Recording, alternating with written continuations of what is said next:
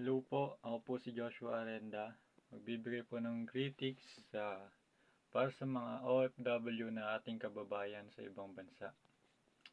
Unang-una, ako po ay humahanga sa inyo dahil sa inyong kakayahan na magsakripisyo para pumunta sa ibang bansa at alam kong mahirap dahil di nyo kasama ang yung mga mahal sa buhay, lalo na ngayon, magpapasko.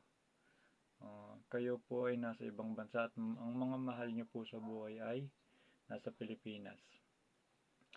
Alam kong malaking sakripisyo para sa inyo yon na hindi makasama ang pamilya nyo para lang mabigyan sila ng sustento at magandang buhay.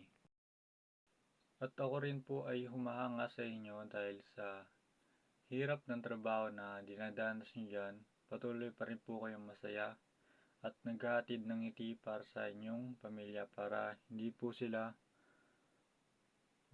akalain nila na hindi kayo okay. Patuloy nyo nilalakasan yung loob nyo. Ako po ay humahanga sa inyo. At ako rin po ay nagpapasalamat dahil ako po ay may tita sa ibang bansa.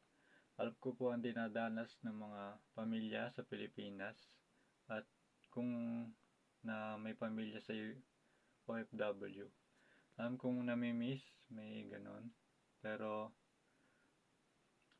parati pa rin silang okay.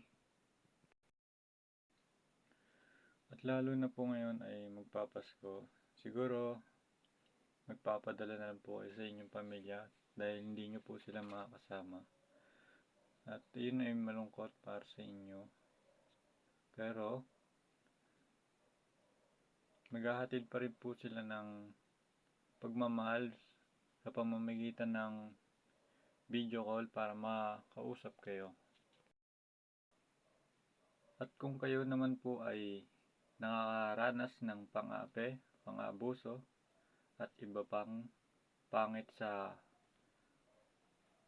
pagtungo sa inyo, kayo po ay kumontak sa kinauukulan para mabigyan ng responde o response about nangyayari dyan sa inyo.